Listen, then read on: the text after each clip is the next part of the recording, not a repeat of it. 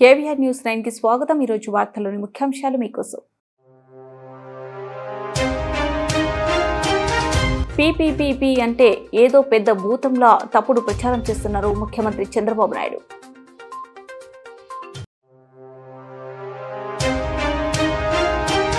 Visakha steel plant ను privatisation కాకుండా కాపాడినందుకు కేంద్రానికి అభినందనలు మంత్రి నారా లోకేష్.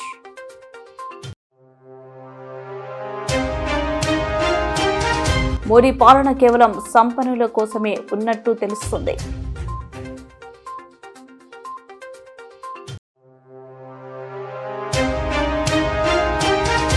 ఆరపిరి నుండి తిరుమల వరకు భద్రతా చర్యలు పటిష్టం. తిరుపతి జిల్లా ఎస్పీ. పీపీపీ అంటే ఏదో పెద్ద భూతంలా తప్పుడు ప్రచారం చేస్తున్నారు. పీపీపీ అనేది ఆర్థిక సంస్కరణలో ఒక భాగం. అనేక రంగాల్లో పీపీపీలు వస్తున్నాయి. సంపద సృష్టి జరిగింది. తొందరగా మనం అనుకున్న ప్రగతిని సాధించడానికి ఉపయోగపడుతుంది. యూపీ, ఒడిశా, జార్ఖండ్ రాష్ట్రాలు పీపీపీ పద్ధతిలోని మెడికల్ కాలేజీలు నిర్మాణం చేపడుతున్నాయి.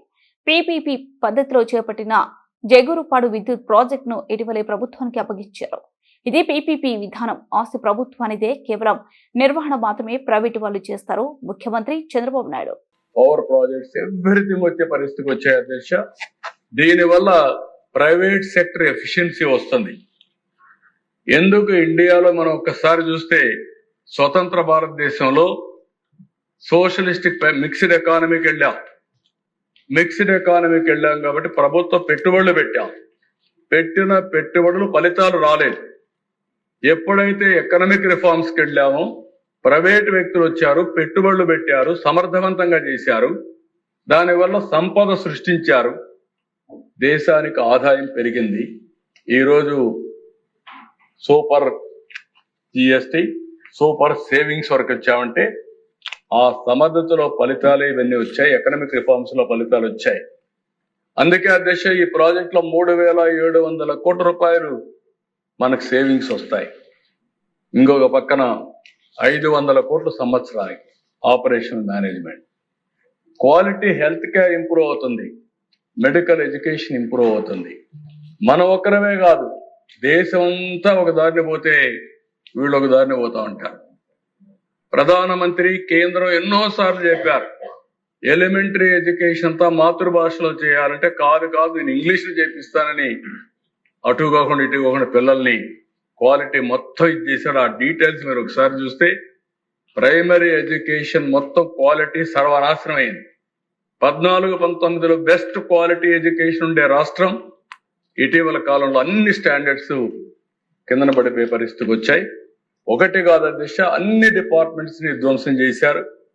ఆ విధ్వంసాన్ని కరెక్ట్ చేయడానికి మనకు చాలా టైం పడతా ఉంది. అనుభవం ఉంది కానీ చేశాం, కానీ అనుభవం లేకపోతే మాత్రం పిచ్చి బట్టి పారిపోయేవాళ్ళు అధ్యక్ష. ఈ రాష్ట్రంలో ఇంతవరకు ఏ ప్రోగ్రామ్ ఇచ్చేవాళ్ళు కాదు. ఈరోజు యూపీలో ఇచ్చారు, ఒరిస్సాలో, జార్ఖండ్, ఒకటి కాదు దేశం మొత్తం పీపీపీ మోడల్లో కాలేజెస్ ఇచ్చారు. ముందుకు పోతున్నారు. కడాన దశ ఎడ్యుకేషన్ సెక్టర్ అయితే IIT Chennai, IIM Udaipur, IIT Nagpur infrastructure అంతా వయా పీపీపీలో పోయే పరిస్థితికి వచ్చారు. అంటే ఆ కాలేజీలని ప్రైవేట్ ఇచ్చేస్తారా? ఈరోజు ఒక మోడల్ కింద సంపద సృష్టించాలి, ప్రజలకు మెరుగైన సౌకర్యాలు కల్పించాలి, తొందరగా అనుకున్న ప్రగతిని సాధించాలంటే పీపీపీ తప్ప వేరే మార్గం లేదు. నేను సీఎంగా ఉన్నప్పుడు పీపీపీ కింద జేగురుపాడు పవర్ ప్లాంట్ జీవీకి ఇస్తే అది పూర్తి చేసి మొన్ననే తిరిగి రాష్ట్ర ప్రభుత్వానికి అప్పచెప్పారు. అది మోడల్ ఆఫ్ పీపీపీ అని చెప్పి కూడా మరొకసారి తెలియజేస్తున్నాం. ఆస్తి మనది. వాళ్ళు మేనేజ్మెంట్ సమర్థవంతంగా చేస్తారు. సమర్థవంతంగా మేనేజ్మెంట్ చేసి అందులో వచ్చే లాభాలను అప్పులు కట్టి కొంత లాభం మిగిలితే మిగలబెట్టుకుంటారు. 33 ఏళ్ల తర్వాత మనం ఇచ్చిన పీరియడ్ ప్రకారం తిరిగి ఆ ప్రాపర్టీ గవర్నమెంట్ తప్ప వాళ్ళది కాదని చెప్పి కూడా మీకు తెలియజేస్తున్నాను. ఇంకా డెవలప్మెంట్ అన్ని చేస్తా వస్తారు. ఇది గుర్తుపెట్టుకోవాల్సిందిగా కోరుతున్నా. మొదటిసారి టీడీపీ ప్రవేశపెట్టిన తీర్మానానికి మద్దతు పలికిన వైసీపీ విశాఖ స్టీల్ ప్లాంట్ ను ప్రైవేటైజేషన్ కాకుండా కాపాడినందుకు కేంద్రానికి అభినందనలు తెలుపుతూ తీర్మానం ప్రవేశపెట్టిన మంత్రి నారా లోకేష్. ప్రధాని మోదీ, ఆర్థిక శాఖ మంత్రి నిర్మలా సీతారామన్, మంత్రి హెచ్డి కుమారస్వామిని అభినందిస్తూ అభినందన తీర్మానాన్ని అంగీకరిస్తున్నారా లేదా అంటూ ప్రతిపక్ష వైసీపీని నిలదీసిన మంత్రి లోకేష్ తీర్మానానికి అంగీకారం తెలిపిన వైసీపీ తీర్మానం ఏకగ్రీవంగా ఆమోదం పొందినట్లు ప్రకటించిన శాసన మండలి చైర్మన్. బాగా ఇంప్రూవ్ అయిందని ఇక్కడ చెప్తున్నాం. ఇక్కడేమో you reconsider and withdraw the disinvestment proposal ఉంటే కదా స్వామి. There is no proposal to disinvest. There is no proposal anywhere to disinvest. Number 1. Number 2, revive చేశాం అధ్యక్ష. 79% ప్రొడక్షన్ తీసుకొచ్చాం. ఇష్యూస్ ఉన్నాయి, నేను పర్ఫెక్ట్ అని నేను చెప్పట్లేదు, but it is in the right track అధ్యక్ష. 3rd ఫర్నేస్ ఆపరేట్ అయింది, మొన్న అయితే 1 నెల ఆదాయంలోకి వచ్చింది, కొన్ని కారణాల వల్ల లాస్ లోకి వెళ్ళింది. వీఆర్ కాన్ఫిడెంట్ అధ్యక్ష, under NDA government RINL will be profitable. దాంట్లో ఎలాంటి డౌట్ లేదు అధ్యక్ష, will make it profitable. So ఇంకా ఇమీడియట్లీ ఫార్ రివైవల్ అంటే రివైవ్ చేశాం అధ్యక్ష. So second point is influential. మళ్ళీ government initiate immediate communication with government of India for revival of RINL in letter and spirit. Already communicate చేశాం అధ్యక్ష.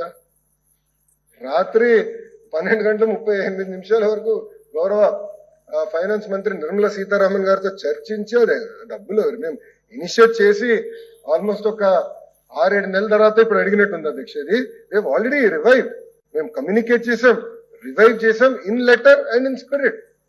అందుకే కదా అధ్యక్ష 79% ప్రొడక్షన్ కి వచ్చింది. సో 3rd పాయింట్ కూడా వర్తించదు అధ్యక్ష. 4th point of course cooperation అడిగారు, మీరు అడిగారు, నేను అడిగాను. 4th పాయింట్ దాదాపు మేము డ్రాఫ్ట్ చేసిన విధంగానే మీది కూడా వచ్చింది. There is absolutely no issue అధ్యక్ష. దేర్ఫోర్ అధ్యక్ష పెట్టిన resolution is actually inconsequential. Already action లో ఆచరణలో మేము తీసుకొచ్చాం. హౌస్ లో మేము చాలా స్పష్టంగా హామీ ఇచ్చాం. ఆంధ్ర రాష్ట్ర ప్రభుత్వం తరఫున చాలా స్పష్టంగా హామీ ఇచ్చిన తర్వాత మళ్ళీ ఈ రెజల్యూషన్ అసలు ఇన్కాన్సిక్వెన్షియల్ అవుతుంది అధ్యక్ష. సో దయచేసి నేను గౌరవ సభ్యులు కోరేది, it is not a relevant resolution. ఈ టైం కాదు, ఒక 6 నెలల క్రితం వచ్చుంటే రెలవెంట్ రెజల్యూషన్. 6 నెలల్లో అనేక యాక్షన్ అయింది, యాక్టివిటీ అయింది, రివైవల్ స్టార్ట్ అయింది. డబ్బులు సుమారుగా 9,800 కోట్ల రూపాయలు వచ్చినాయి. ఎస్, రా మెటీరియల్ కి డబ్బులు కట్టాలి అధ్యక్ష, ట్యాక్స్లు కూడా కట్టాలి అధ్యక్ష. మనము ఇప్పుడు బ్యాంక్ కట్టాల్సింది కూడా కట్టాలి కదా అధ్యక్ష, బాధ్యత ఉంది కదా. RINL is an independent organization, they have to meet their obligations. మీరు ఎది కట్టద్దు, ఎవరికి కట్టద్దు అంటే రా మెటీరియల్ ఎందుకు ఇస్తారు అధ్యక్ష? కోల్ ఎవరు ఇస్తారు? రేపు స్టీల్ రా మెటీరియల్ NMDC నుంచి ఎట్లా వస్తుంది అధ్యక్ష కట్టకపోతే డబ్బులు? ఇది చాలా వింతగా ఉంది. వాళ్ళు మీరు కట్టదంటే ఎట్లా కుదురుతుంది? You have to pay, vendors అందరు పే చేయాలి, మొత్తం ఎకో సిస్టమ్ రీస్టార్ట్ అవ్వాలి, ఎకనామిక్ యాక్టివిటీ రివైవ్ అవ్వాల్సిన అవసరం ఆల్రెడీ యాక్షన్ అయింది. సో గౌరవ సభ్యులు ఒకవేళ రీడ్రాఫ్ట్ చేసి రీఫ్రేస్ చేస్తే వీ హావ్ నో ఇష్యూ, కానీ in current form it is not tenable అని గౌరవ సభ్యులు చెప్తున్నారు. ఎందుకంటే ఆల్రెడీ యాక్షన్ లో ఉంది, ఇది ఆల్రెడీ చేసి చూపించాం, రివైవల్ అయిపోయింది, చర్చలు అయిపోయినాయి, డబ్బులు తీసుకొస్తున్నాం, ప్రైవేటీకరణ జరగదని మేము చెప్తున్నాం.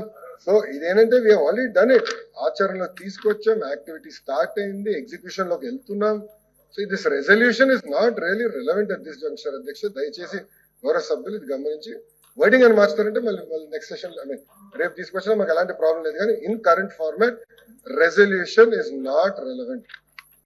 మీరు పెట్టిన ఏదైతే ప్రతిపాదించిన రెజల్యూషన్ ఉందో ప్రభుత్వం తరఫున దాన్ని పూర్తిగా మా తాలూకా మద్దతు తెలుపుతూ దాన్ని అంగీకరిస్తూ అధ్యక్ష, I would like to thank the house. మేము పెట్టిన తీర్మానానికి ఏకగ్రీవంగా ఆమోదం తెలిపినందుకు I would like to thank the house అధ్యక్ష. ధన్యవాదాలు. Those who are against, please, No. I say it. The resolution is adopted. నల్లధనం బయటకు తీసి ప్రతి ఇంటికి పంచుతా అన్న మోడీ మాట తప్పుడు. దేశంలో ఉన్న నిరుద్యోగులకు ఉద్యోగాలు ఇవ్వలేదు. బ్యాంకులను జాతీయం చేసింది ఇందిరాగాంధీ. మోదీ ప్రభుత్వం 1,400 లక్షల కోట్లు రుణమాఫీ కేవలం దేశంలో ఉన్న సంపన్నులను రుణమాఫీ చేసినట్లు ఉంది. రుణమాఫీలో ముందు వరుసలో మార్వాడీలు ఉన్నారు. మోడీ పాలన కేవలం సంపన్నుల కోసమే ఉన్నట్టు తెలుస్తుంది. రష్యా నుండి కేవలం 30 రూపాయలకు పెట్రోల్ మన దేశంలో వస్తుంది. కానీ పెట్రోల్ నుండి వచ్చిన లాభం మోడీ దోస్తులకు వెళ్తుంది. దేశ ప్రధాని 11 సంవత్సరాల నుండి విదేశాలకు వెళ్తున్నారు. కానీ ఇన్ని సంవత్సరంలో ఒక్కసారి అయినా జర్నలిస్టులకు తనతో పాటు తీసుకువెళ్లలేదు. మన దేశ ఆర్థిక వ్యవస్థను ముందుకు నడిపింది కాంగ్రెస్ ప్రభుత్వం. మోదీ వచ్చి ఆర్థిక వ్యవస్థకు సర్వనాశనం చేశారు. మోడీ గారు 11 సంవత్సరాల క్రితం భారతదేశానికి 2 ప్రామిసులు ఇవ్వడం జరిగింది. ముఖ్యంగా ఒకటి, భారతదేశంలో ఉన్నటువంటి నల్లధనాన్ని బయటకు తీసి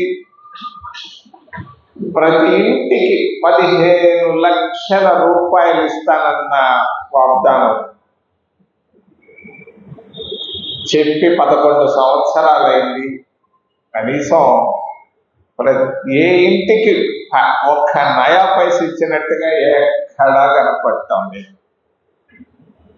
చెప్పిన మాట పూర్తిగా తప్పాడు నరేంద్ర మోడీ గారు. రెండోది, ఆయన చెప్పాడు సంవత్సరానికి 2 కోట్ల ఉద్యోగాలు ఇస్తానని.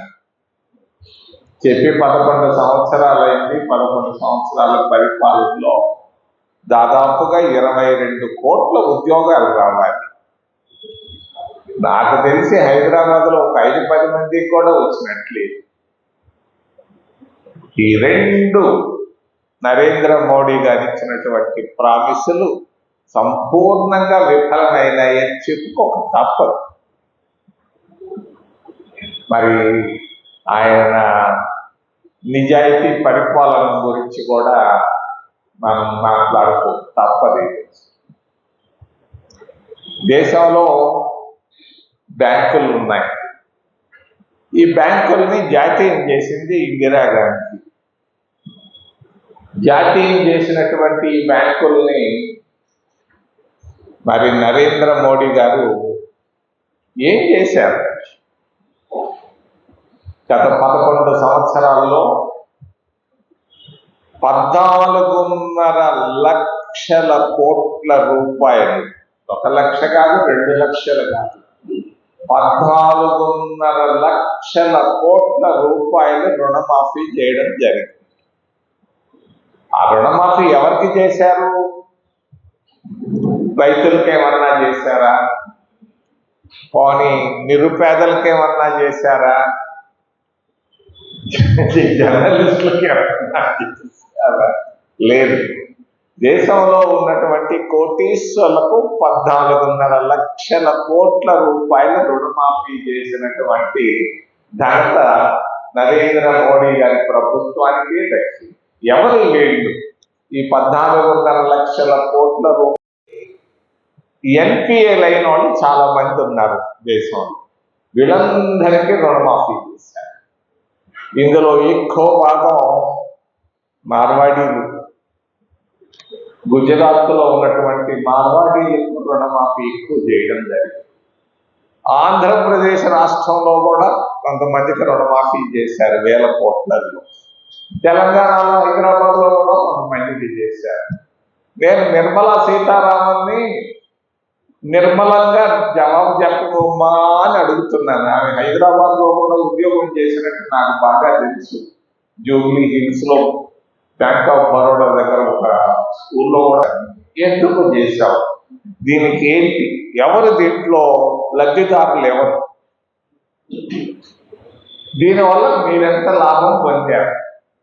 నిర్మలంలో పొందకపోవచ్చు, కానీ దాదాపు 1 లక్ష కోట్ల రూపాయలు అవినీతి జరిగింది. 10% డబ్బు తీసుకున్నారు. ఈ పెద్ద ఖాతాదారులు, ఈ ఎన్పిఎల్లు 1%, 2% బ్యాంకులు కట్టారు. లాభానికి ఫలితంగా ముడుపులు ఇచ్చారు. ఇది 1 లక్ష కోట్ల రూపాయలు దాటింది. మరి ఎక్కడనో 2G స్పెక్ట్రమ్ అని చెప్పేసి కరోనాకి కూతుర్ని తీసుకుపోయి జైల్లో పెట్టారు. ఇన్ని లక్షల కోట్ల రూపాయలు మాఫీ చేసి లక్షల కోట్ల రూపాయల డబ్బు దండుకున్న వాళ్ళకి ఎక్కడికి పోవాలి? ఎందుకు చర్యలు లేవు?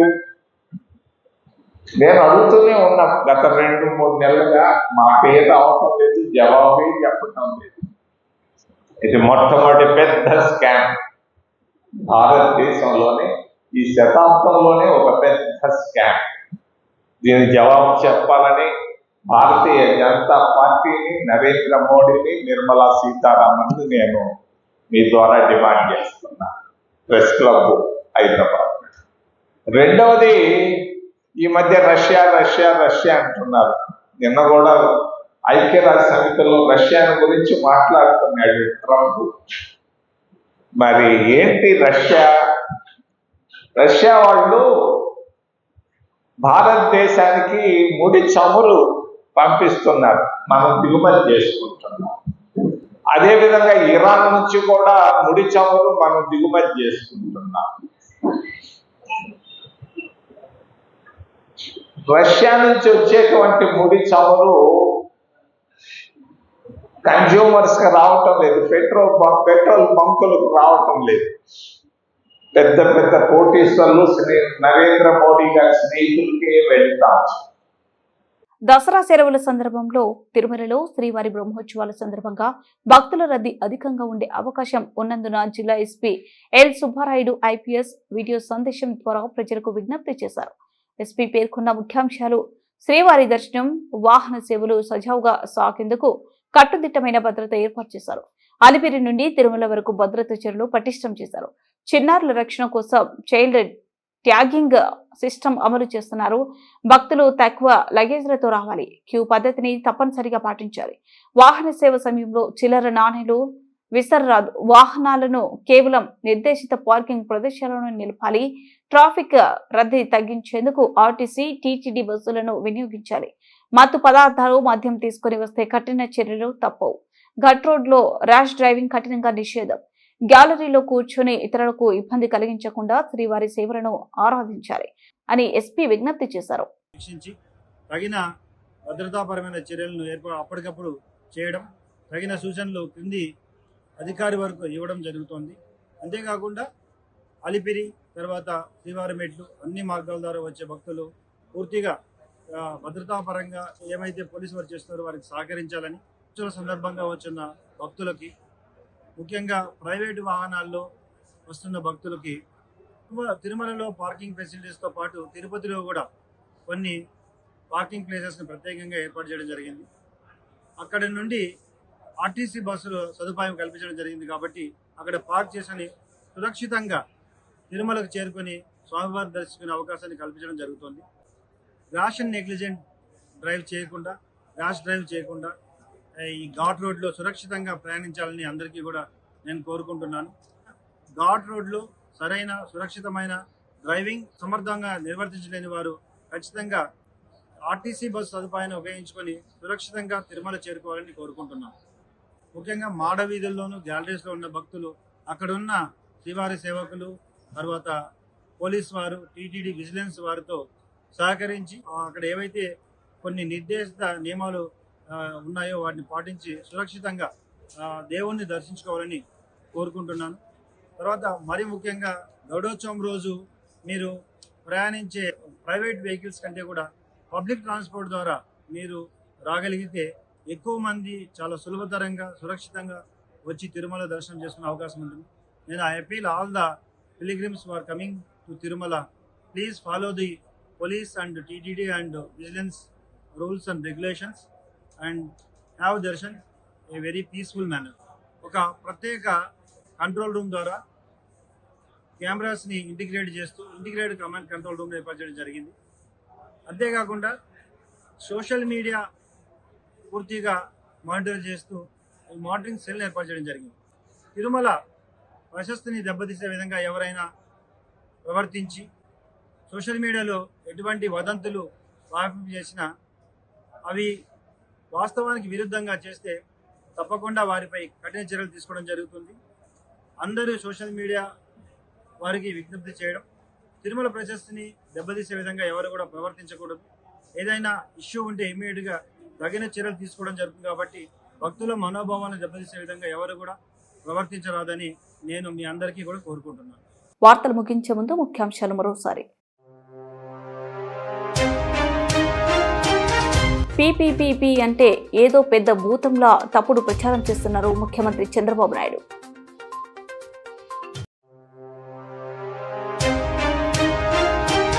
విశాఖ స్టీల్ ప్లాంట్ను ప్రైవేటైజేషన్ కాకుండా కాపాడినందుకు కేంద్రానికి అభినందనలు మంత్రి నారా లోకేష్.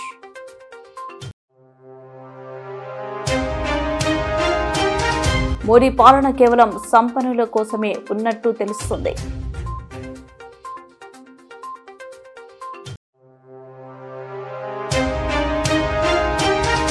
అరపిరి నుండి తిరుమల వరకు భద్రతా చర్యలు పటిష్టం. తిరుపతి జిల్లా ఎస్పీ.